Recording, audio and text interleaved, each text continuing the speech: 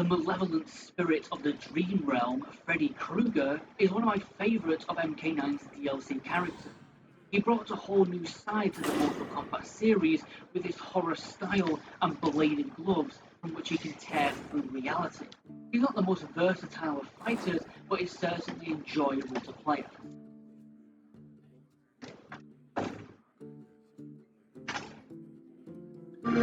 Yet, awesome.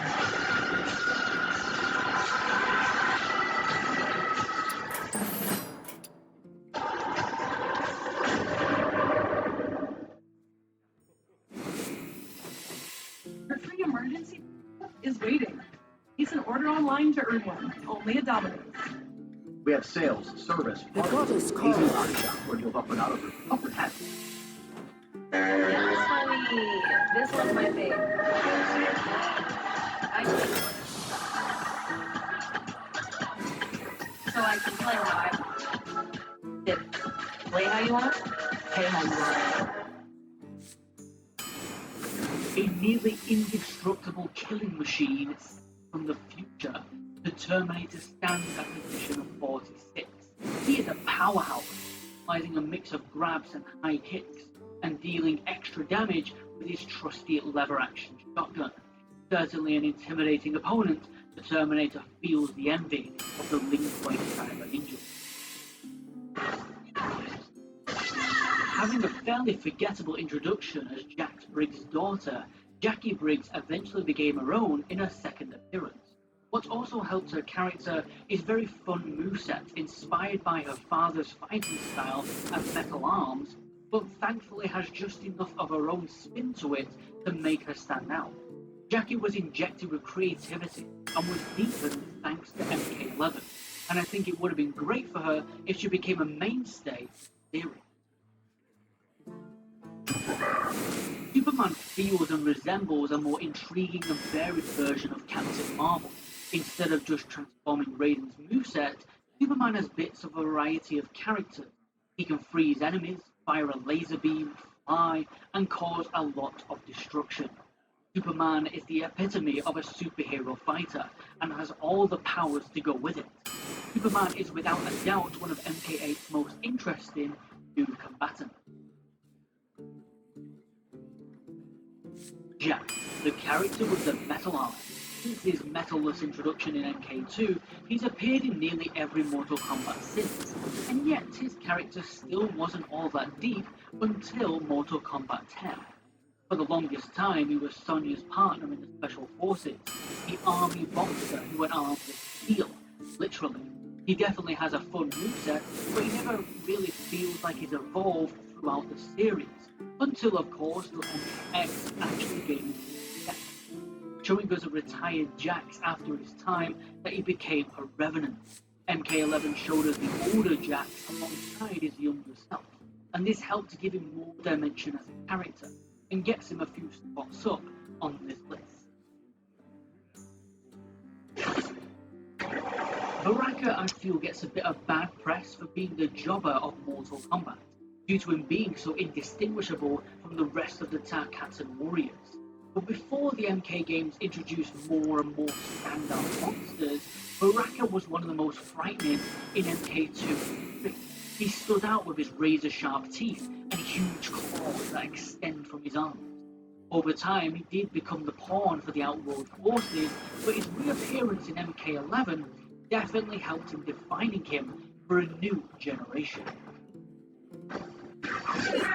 Descendant of the great MK champion of the same name, Kung Lao falls into the shadow of his friend and ally Liu Kang.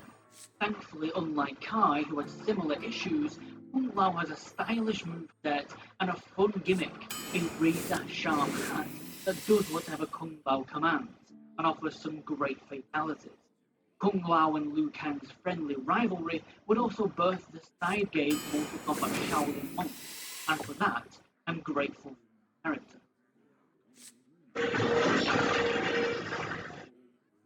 Nightwolf shoots up to this spot on the list thanks to his more recent appearance in MK11 Aftermath. For a long time, Nightwolf's entire persona was centered around being the Native American fighter, with next to no more character development or evolution. Thankfully, MK9 redeemed the character, having him be the one to sacrifice himself to take down Citadel. Unfortunately, even this backfired, placing him back as a background grunt. In Aftermath, he had a much stronger role in the MK universe, and his appearance, attire, moveset in MK11 had so much depth, making full use of his Native American lineage. His archaic, clean energy weapons certainly had come a long way. Sector and the Cyber Ninjas of MK3 were fun new takes on the Scorpion and Sub-Zero of the first two games. They displayed the more urban setting 3 was headed. Sector was the red Cyber Ninja, and pretty interchangeable outside of the explosive unit. Later games held more backstory for Sector, showing he was one of the few cyborg ninjas that didn't need programming because he was so up for becoming a robotic killing machine.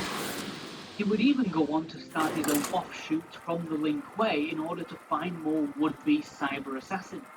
It's unfortunate, however, Sector has never really broke away from the cyber initiative, and being the other side of the coin, Cyrax. Being not much more than an extension of Chronica's will, her henchman Gera doesn't really break off the loyal soldier mold in his MK.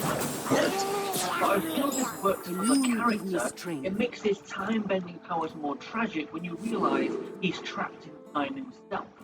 One of his alternate costumes being Frankenstein's monster, much like he is the monster of Chronica's creation. His sand-based powers and design make for a really interesting new character in the series that I hold out hope he'll return in a sequel.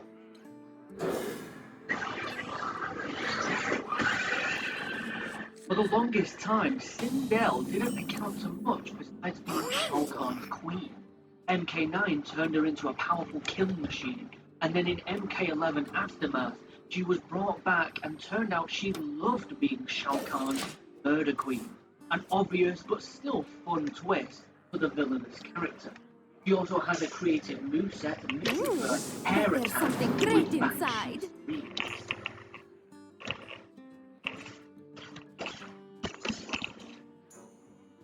Takeda feels like the Frost, Scorpion's Shirai Ryu, Scorpion's prized pupil and son of Kenshi.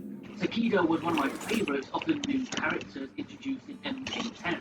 His dual whip attacks and pulse blades offer a mix of Scorpion's versatility with the Cyber Ninja technology.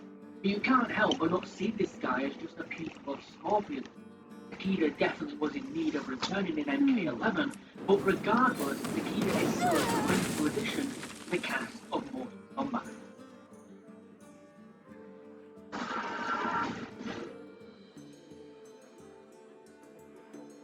Another great addition to the MK10 cast was Predator, an alien hunter which specialised in a broad moveset across its 3 variations, which utilised traps and guerrilla warfare with high-tech plasma weaponry and throwable blades. His legendary style, fantastic sound design, and fun moveset made for a brand new addition to While being the interchangeable yellow Cyber Ninja in MK3, Cyrax got a lot more development than Sector did. It turns out Cyrax wasn't too keen on becoming a Cyber Ninja in the first place. In fact, he resented it, and this makes it all the more devastating when we see Cyrax as a reprogrammed Deathbot. Jax and Sonya would eventually rescue him, and he would become a part of Special Forces. But in recent entries, Cyrax and Sector have gone back to being fairly interchangeable once again. Jade is one of the more memorable female characters to play. She has a glorious moveset in almost all of her appearances, but unfortunately the series never really went anywhere with her character, constantly stuck as Katana's friend or the green-clad ninja with a stick. It wouldn't be until Mortal Kombat 11 when Jade would get some of her limelight that she deserved in her relationship with Kotal Kahn, and this certainly pushed her up a few spots on the list. Plus, I love her new redesign. It's a shame, however, this would feel a little too late in the series. The storm is in me. Out of the entire MK cast, Jason is one of the most menacing of them all. Standing tall, not speaking a word, wearing a hockey mask, one of the most masked ninjas of the series, and having a move in which he can rise back from the dead. Jason comes with 3 variations that all offer something different for the player. His movesets make great use of high-powered kicks, grabs, and a machete. All I could wish more is for some more memorable fatalities from this monster character. Alien was a beast of a fighter when he first came to Mortal Kombat 10. A versatile fighter with a broad Were you moveset followed? consisting of various blade attacks and acid throws. Alien is a menacing monster, being a parasitic extraterrestrial that had birthed from a Tarkatan host, as to why it shares similar moves from Baraka. But in addition, Alien has a few tricks from Reptile's acid refluxes and even utilizes its long pincer-like tail into its moveset. Its fatality has a Queen Alien destroy your opponent, or you can leave executing your fatality and instead watch as your opponent becomes a host themselves. Unsettling, powerful, and birthed like a weaponized monster, the Alien certainly earns its spot on the list. Oak is one of my top tier ninjas in the franchise. He's not only higher because he's so underused. His last proper playable appearance was in MK9. Before that game, he was just a mere background character, besides his duo team up with Noob in MK6. Oak's moveset of controlling clouds of gas, using it to teleport himself and others, is great on paper and great for his few appearances, but just hasn't been fully developed as some other ninjas' powers in the series. Oak is well in need of a comeback.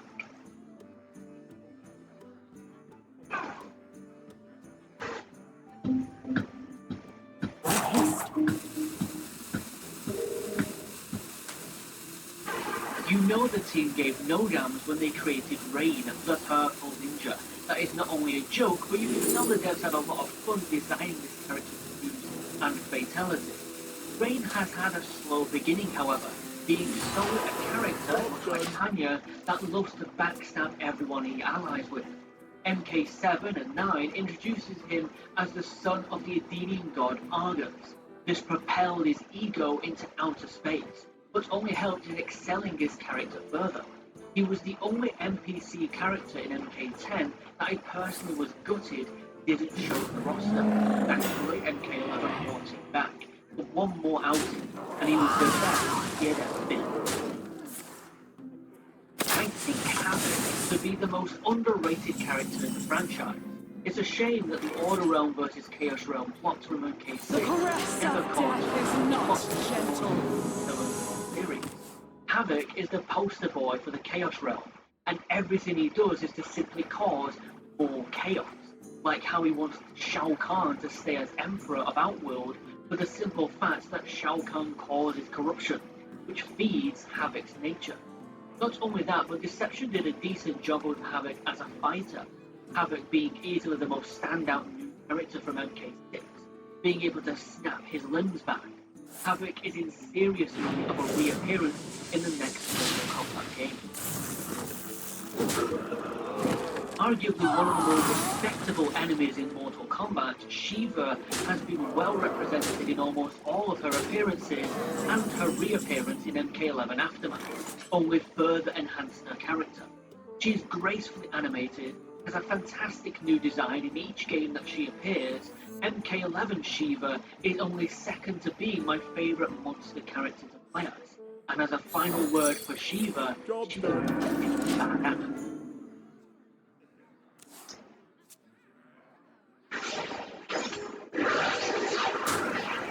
And the funny thing is, Fujin was a character I didn't really have an opinion on.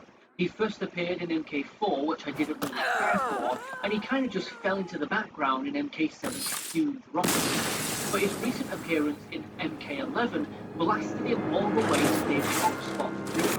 Breaking away from Raiden's side, Fujin isn't a character bound by his gimmick. That's what I like. Yeah, he's a wind god with awesome wind-based powers, but he's also got an appealing personality, serving as a beacon of hope for humanity, where Raiden is easily turned to evil. He also has more in his arsenal than just wind, carrying with him a sword, even a crossbow. Fujin is without a doubt one of MK11's strongest overall characters for his depth, personality, style, moveset, and charm. For Fujin in the future, please.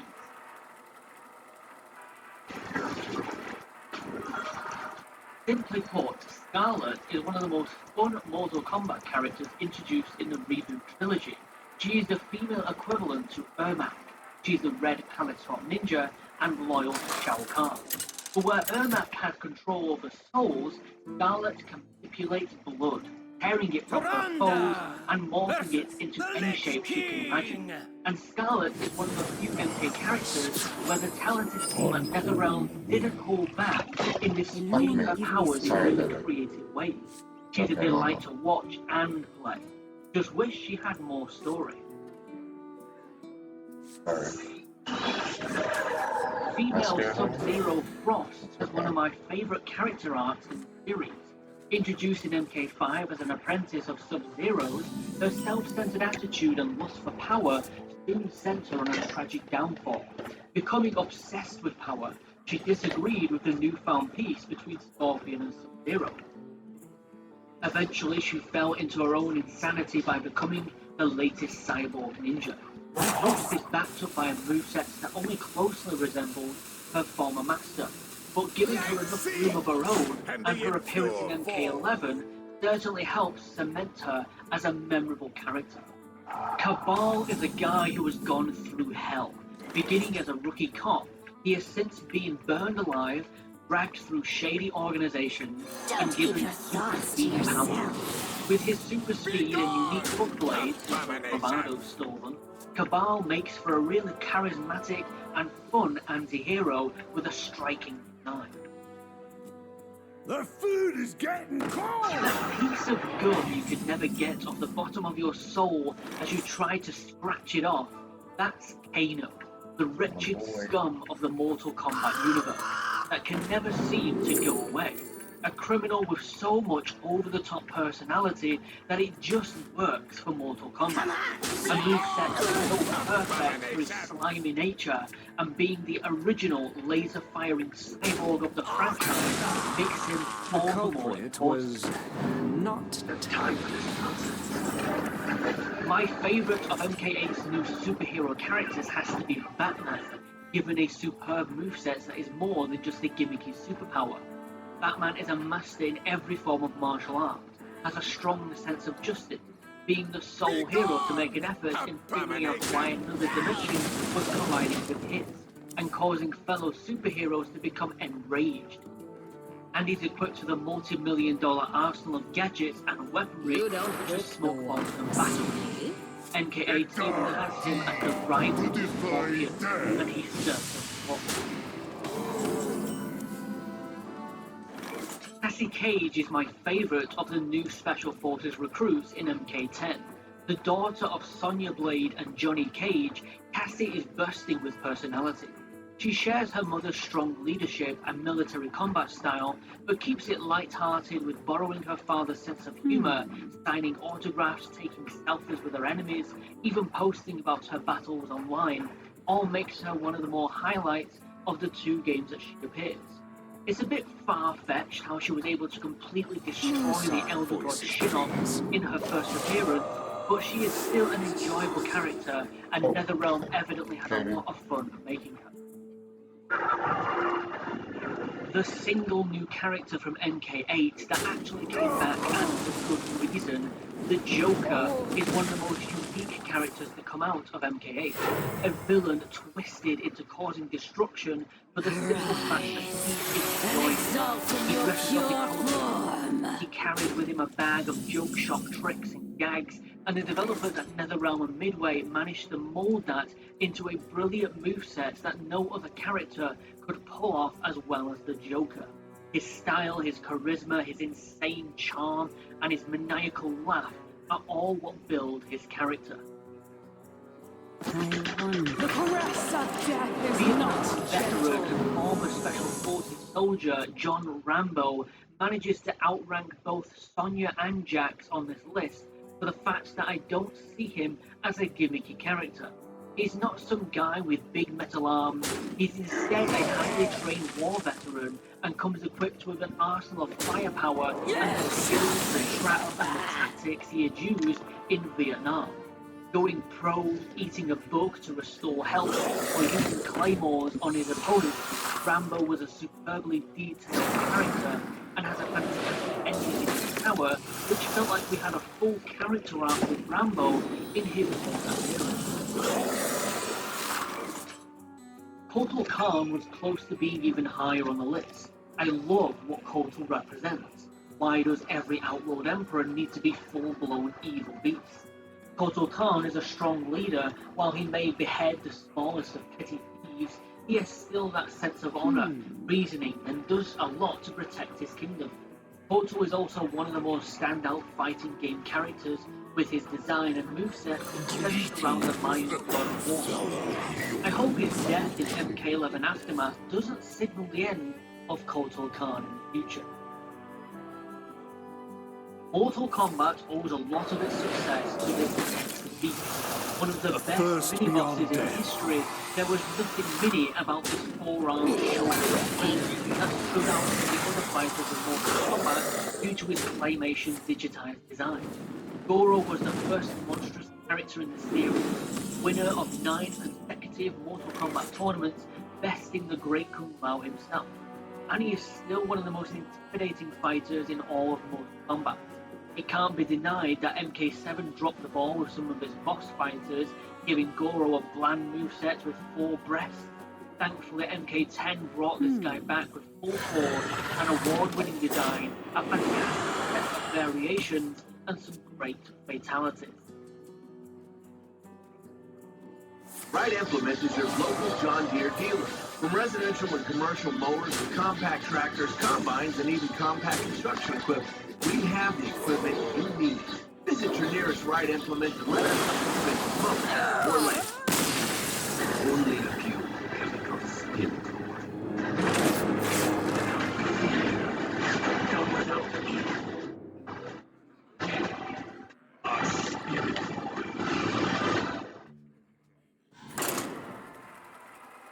Aaron Black could have easily eroded away after his first appearance as being the forgettable cowboy stereotype. It's thanks to NetherRealm's choice to make Aaron Black a cold-hearted and eerie mercenary that he actually ends up being one of the more memorable characters. A colourful Clint Eastwood knockoff, this guy isn't. Aaron Black was taken to Outworld by Tarkatans, killed them all, and decided to stay in the realm as a gun for hire. He uses 19th century weaponry such as rifles and revolvers. He even has a sword fashioned out of a Tarkatan's arm. Aaron Black's style, his attitude, his firepower, his special moves, and his fatalities highlight him as one of MK10's greatest new fighters. Some good did come out of the spring era of Mortal Kombat. Without them, we wouldn't have Kenshi, a character that can easily stand against the series' most iconic characters. Kenshi is a blind ninja out to hunt down Shang Tsung, has powers of psychokinesis, and is an honorable fighter, kneeling before his defeated opponent. There's no denying that the blind swordsman is one of the most unique on the roster, and is a delight to play. The mysterious Red Ninja, who made his first appearance as a joke character in Ultimate Mortal Kombat 3, but his backstory will be defined in Mortal Kombat Trilogy. Ermac is the vessel for all the souls Shao Kahn has collected over the years. Even Kitana's father is a part of Ermac, and thus Ermac has brief moments of being an ally. Ermac is one of the few characters that got a ton of development over the years, quickly becoming more than just a red palette swap ninja, and turning into a fully styled telekinetic anti-hero. Ermac's exclusion from MK11 is a huge shame, as there could have been a lot of potential for the character. In the world of Mortal Kombat, there's no other being that is the embodiment of pure and utter evil than Quan Chi. He manipulated Sub-Zero, destroyed Scorpion's family and clan, became one half of the Deadly Alliance, and has awoke the Elder God Shinnok multiple times. Quan Chi's iconic design and his necromancer mixed with soul for a moveset, make him one of the greatest villains on the roster. So much so that they brought him back into MK9 to retcon him into the events of the original trilogy. His only missteps being a few questionable fatalities over the years and getting his books handed to him on a silver platter in his latest appearance. But nevertheless, Quan Chi is the personification of the Netherrealm and one of Mortal Kombat's 3D era's best villains, outclassing even the Elder God that he served.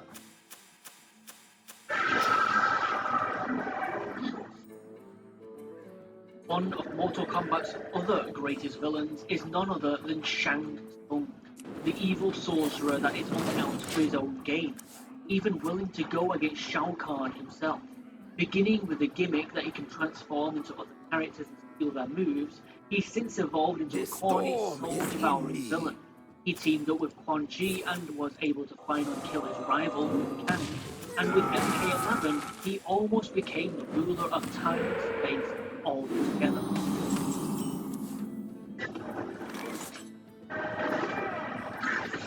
I don't think any new character's first appearance made quite the impact as Spawn in MK11. A decorated US soldier, Al Simmons, was brutally murdered by his own men and was resurrected by forces of darkness as Hellspawn. He has a glorious design, a cape that holds lots of guns, and uses a fun combination of ranged and bladed weaponry, and his movesets and fatalities are some of the most enjoyable in the game. Even his ending, in which he continues to fight demons in hell alongside Sub-Zero and Scorpion, is just an epic end to his tower. The OG female ninja introduced into the series, Katana came with a tragic backstory of her whole mother Dinia being conquered by Shao Kahn, and Princess Katana being adopted by the evil emperor, forced to serve his side. She also had a striking design and moveset involving bladed fangs. She stood out a lot more than Sonya Blade. Much like the certain ninjas, Goro and Liu Kang, Raiden also makes up the face of Mortal Kombat, the straw hat wearing Thunder God who made his first appearance on the first game roster. Raiden is Earthrealm protector, using his powers to help the defenders of Earthrealm stand against opposing forces. However, around MK6, they reinvented him as Dark Raiden. He got a little problematic. Dark Raiden was an interesting new take for the character, but it didn't really go anywhere. Then in the recent trilogy, Raiden only ever messed things up, complicating the timeline in MK9 and murdering Liu Kang, being corrupted by Shinnok's amulets in MK10, and even in MK11, he's so easily twisted to the dark side. Raiden is synonymous with Mortal Kombat, being one of the franchise's most iconic characters. But for me, he's not in the top 5 due to him being so easily corrupted that it feels a little far why he'd be the one assigned as Earth's guardian.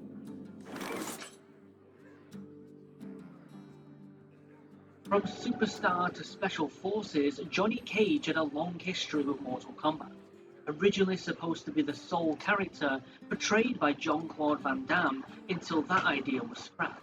From the very beginning, Cage was oozing with personality, carrying his iconic shades, executing his split punch move, and in recent years donning a Johnny tattoo across his chest with a Cage belt buckle. From his cheesy but lovable one-liners and throwback jokes, NetherRealm hasn't ever really done Johnny Cage any injustice, and seeing a young, egocentric Johnny beat his older Special Forces self in MK11 was just icing on the cake. Liu Kang is like the lifeblood of Mortal Kombat. It hits its peak when Liu Kang is in it, and falls from its height when Liu Kang is absent. That's not to say that Liu Kang for the longest time was just a fighting game staple, Bruce Lee inspired fighter, and in MK6 and 7 he was a zombie.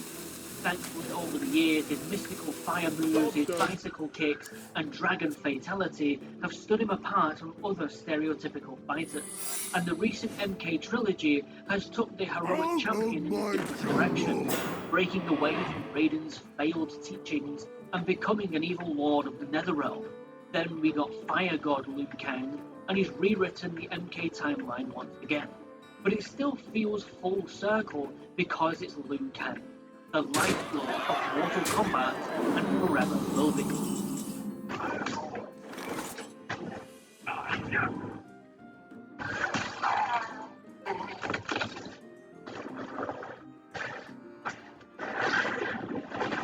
Sub-Zero the First, Bihan, or later named Noob Saibot, sits at number 5 for me.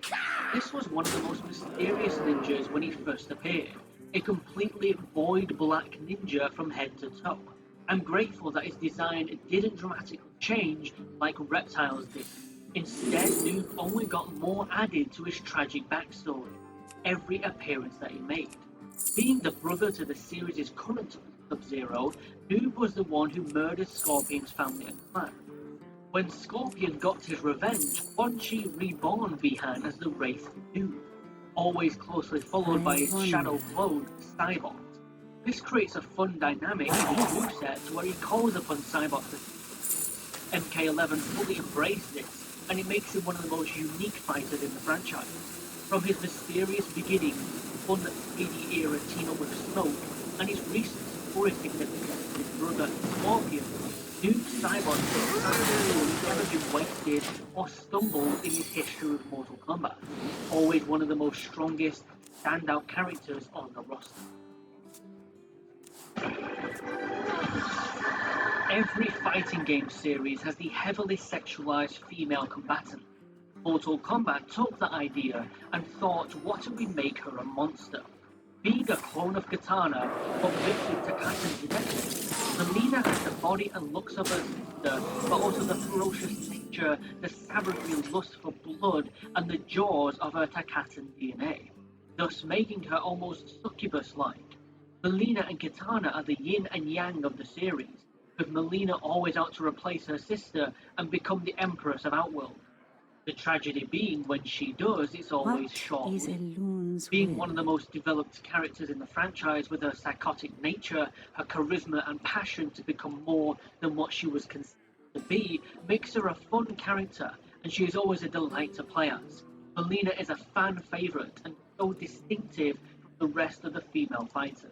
I wonder.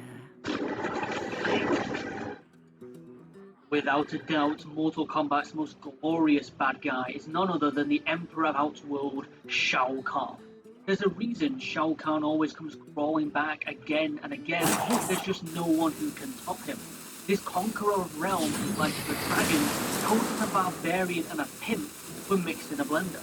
Give him a hammer and a cool helmet to showcase his dominance, and he can wreck almost this entire list. His iconic lines of dialogue, his disgusting levels of power, his fantastic playable appearances, Khan is the go-to villain and will forever be a staple character of Mortal Kombat.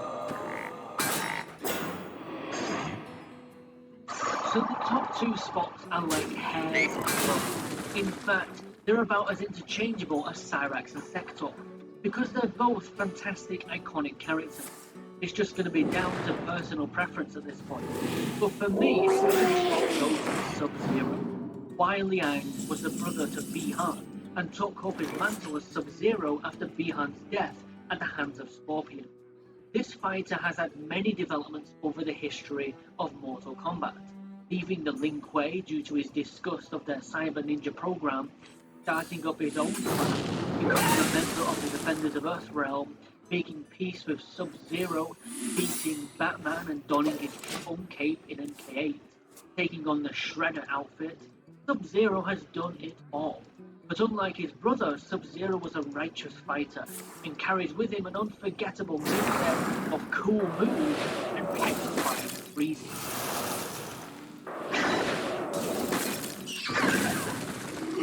And at number one out of the 99 Mortal Kombat characters, it has to be Scorpion, the icon of Mortal Kombat, and I cannot deny that.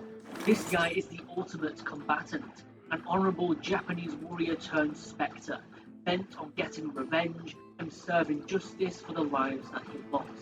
His iconic kunai on a chain, his signature phrase, "Get over here," his fiery appearance, ripping off his mask to reveal a skull underneath. There's so much history with Scorpion, so much development, and in every game he's one of my favourites. And the Like, impure Mortal form. Kombat 10 gave his character some final closure, letting Hanzo Hasashi walk the earth once more. And yet he's still the most badass on the roster. The incredible aura around his character would never fade. And so that's been my ranking of all 99 Mortal Kombat characters. If you enjoyed this video, leave a like, leave a comment on what your favourite Mortal Kombat characters are to play as, and I'll see you all in the next video. Thank you all so much for watching, and adios. Take care. Job's done. This weekend only, Louisville Overstock Warehouse is having its huge Ashley Furniture truckload sale. This incredible 4-day event is your chance to get the new Ashley sofas, sectionals, bedrooms, more, all at a fraction of retail prices. Go to LouisvilleOverstockWarehouse.com now for more details. Daytona jacks from Harbor Freight are best-selling jacks for lifting all types of vehicles. Get faster lifts, the highest safety standards, and a full line of jack stands and dollies to tackle repair. Daytona jacks, only at Harbor Freight.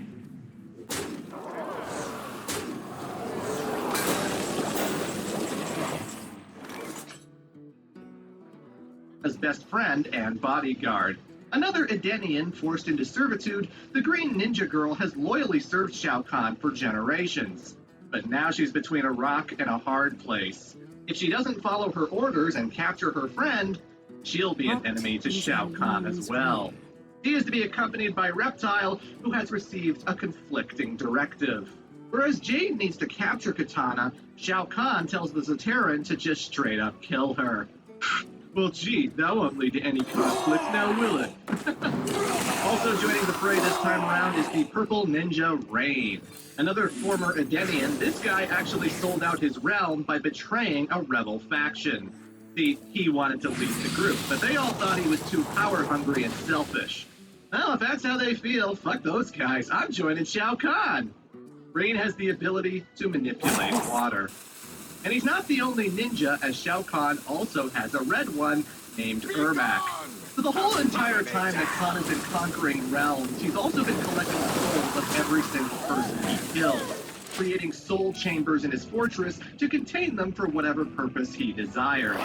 Along with revitalizing Shang Tsung's youth, he also created a special human vessel that is made up of a collection of these souls. That is Ermac. Consider their pronouns they, them, as the Red Ninja is a legion of identities all occupying the same body. This grants them incredible abilities, including levitation and telekinesis. Despite having multiple personalities all vying for control, Shao Kahn keeps them in line with his dark magic. They are still completely obedient to their emperor. Also joining the forces of darkness is Noob Saibot, a shadow ninja who hails from the Netherrealm. And yes, he's literally just a ninja again, but completely black. See, in order to add extra characters to the games, the developers would bypass their memory limitations by basically just recoloring everybody. Katana, Jade, Melina, Scorpion, Reptile, Rain, Ermac, they all use the exact same sprites. As the games go on, their designs would change it up to differentiate each other, but you know, Mortal Kombat is famous for having ninjas of every color of the rainbow, and that's basically why. Anywho, Noob Saibot, which backwards is Tobias Boone, the two co-creators of Mortal Kombat, is basically a revenant, a member of the Brotherhood of Shadow who has been ordered by his Lord Shinnok to assist Shao Kahn. Noob has the ability to will his own shadow into existence, essentially creating a tag team partner, which is a very scary thing. Oh my god! I instinctively grabbed myself. That's how uncomfortable that was. Good lord.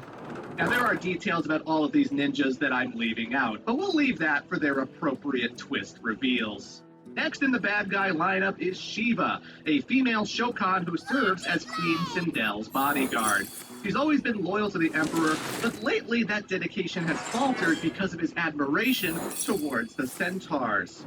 These Shokan and Centaurs, they're basically mortal enemies. They hate each other, and as Motaro become the de facto leader of Shao Kahn's extermination squad, that really doesn't sit right with her. Still, she will do her duty as any good warrior would. And finally, I did want to mention that despite being locked up during the last tournament, the Black Dragon thug Kano sees the way the wind is blowing and decides to align with Outworld. In fact, he uses his black market connections to supply Shao Kahn with tons of Earth weapons. A Tarkatan is deadly. A Tarkatan with a rocket launcher? Well, that's just a good Friday night.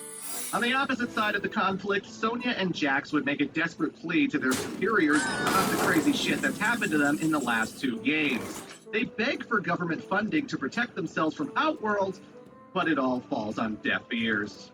Sub-Zero and Smoke return to the Lin Kuei headquarters to find that things have changed quite a bit. In order to improve the deadly capabilities of their clan, the Grand Master decides to incorporate technology into its warriors. Now you might think, oh, he's gonna give them cool gadgets and weapons and stuff. No. Instead, the Grandmaster tells everybody that they will now be cyberized, that their bodies will be encased in metal shells, their brains hardwired to obey commands. Basically, they have to turn themselves into robots. In fact, the Grandmaster's son, Sector, is the first volunteer who chooses to undergo the operation. Because he believes in the cause and feels that becoming cyber is the natural evolution of the Lin Kuei. The second person to undergo these experiments is Cyrax, a warrior who hails from Botswana. While he does resist surrendering his consciousness to the cause, he knows ultimately that there is no leaving the Lin Kuei. He reluctantly allows himself to become cyberized. Sub-Zero and Smoke are horrified by what the Lin Kuei has become, and so they both decide to make a break for it. While Kuai Liang does receive a nasty scar in the escape, he does still manage to get away.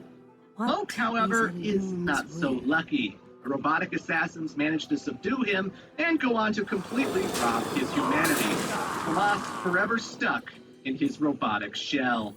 And so, Sector, Cyrax, and Smoke all have but one mission: to capture the rogue Lin Kuei, Sub-Zero. And with that, the stage is set for Outworld to invade Earthrealm. They first arrive in the middle of New York City, where Shao Kahn sends his extermination squads to hunt down Raiden's warriors. Because getting humiliated by Liu Kang will not stand. They don't find the Shaolin champion right away, but Motaro does manage to find Johnny Cage.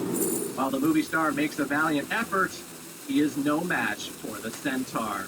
Johnny Cage is killed. Page 62, Johnny Cage dies? Is someone high? This is extra confirmed in Mortal Kombat 9, showing how Motaro stabbed him with a big spear. That's, not good. It gets even worse when the Emperor sends his Shadow Priests to spawn a massive soul-sucking tornado. Soulnado, if you will. This giant whirlwind of destruction is so powerful that it manages to suck up every life force in Earthrealm. Oh yeah, it's that damn strong. The only people who manage to keep their souls intact are the forces of light, as well as a few new faces whose determination kept them alive. Like the New York police officer Curtis Stryker, a really strong member of the law who single-handedly took out a building of terrorists all by himself and managed to stop a speeding bus that was rigged to explode. That's right, his backstory is both Die Hard and Speed. Anywho, the guy is very talented, and so Raiden recruits him into the fold. Next up is Nightwolf, a Native American shaman who can communicate with spirits and even exorcise them. He has the amazing ability to spawn deadly light from the heavens, as well as ethereal weapons. His sacred land acts as a nice refuge for the warriors of light, one where Shao Kahn's forces cannot find them. And the last human to be spared was Cabal. A former member of the Black Dragon, this guy likes to fight with sharp hook swords. Growing a conscience, he found he was unable to keep rolling with guys like Kano. But as soon as the invasion happened, he came face to face with Kintaro and his extermination squad, and they horribly mutilated the guy. Badly scarred, he could only survive by wearing a giant breathing apparatus, one which covers his face in a ghastly mask. On the plus side, he did find that these otherworldly injuries gave him super speed, the ability to run really fast like the Flash. He joins Raiden's crew to get revenge on Shao Kahn. In order to combat these enemies, Jax decides that he needs an upgrade, and so he fits his arm with indestructible bionic implants. Now the guy has metal arms that no doubt hurt like hell to be punched with. These arms are so iconic with the character, he would never take them off. But anywho, what happened in Mortal Kombat 3? Well, a lot of things, actually. Firstly, Reptile and Jade managed to find Kitana, but since the Green Ninja is hell-bent on killing his prey, Jade decides that she has to make a choice. She chooses to side with her best friend and the forces of light, killing Reptile in the process. Jade wins. So yeah, Jade's a good guy now. Her and Kitana continue onwards to find Queen Sindel to try and pull her back from this evil mindset. To do so, they have to first cross fists with Shiva, Sindel's bodyguard. Kitana defeats her no problem and then finds herself having to battle her own mother. The Edenian princess is once again successful, and she does manage to knock some sense into the queen. Like her daughter before her, Sindel remembers everything. Edenia, Jared, the evil that is Shao Kahn. But more than anything, she's so proud of the strong, capable fighter Kitana has become. Sindel joins the forces of light. But it's still not over because Melina manages to catch up with Kitana. Oh, you can bet her hideous clone is none too happy about being sent to the Netherrealm. And so we have a rematch between the two sisters that goes exactly like it did before. Kitana kills Melina for a second time. And now she finds herself back in hell once again under the watchful eyes of Enoch. Sub-Zero keeps dealing with his robotic hunters and at some point gets into a battle with Cyrax. Kuai Liang wins the encounter and then shows off how good he is with computers by completely reprogramming the yellow cyborg. He changes his directive to instead go against Shao Kahn. Cyrax joins the forces of light. It's unclear whether Sub-Zero and Smoke had a similar encounter, but I do know that he never got reprogrammed, and he ends Mortal Kombat 3 being a prisoner in Shao Kahn's fortress. And he would remain in that dungeon until Mortal Kombat Deception. Ouch. While scoping out Kahn's fortress, Sonya gets ambushed on a rooftop by her nemesis Kano. He roughs her up and thinks he has the battle won, but in reality, Sonya plays possum. She uses his cockiness to unleash a devastating kick that sends Kano over the edge of the building. But just before falling, he does rip out a lock of Sonya's hair, a memento of their time together. Kano falls to the street below and dies. The centaur Motaro manages to discover Kano's body, brings it to Outworld, and resurrects the corpse with dark magic. However, the Australian cutthroat still failed spectacularly, so he is thrown into the dungeons. It's there that Kano spots Shiva and sees her frustrations finally boil over. See, this girl failed to protect Sindel, and that's another mark of failure for the Shao Kahn race. But it doesn't matter anyway, because it turns out that Shao Kahn has been torturing her people over in Outworld this whole entire time. So she figures, you know what? Fuck it. I'm gonna kill Motaro, and then I'm gonna kill Shao Kahn. Bold move. That is most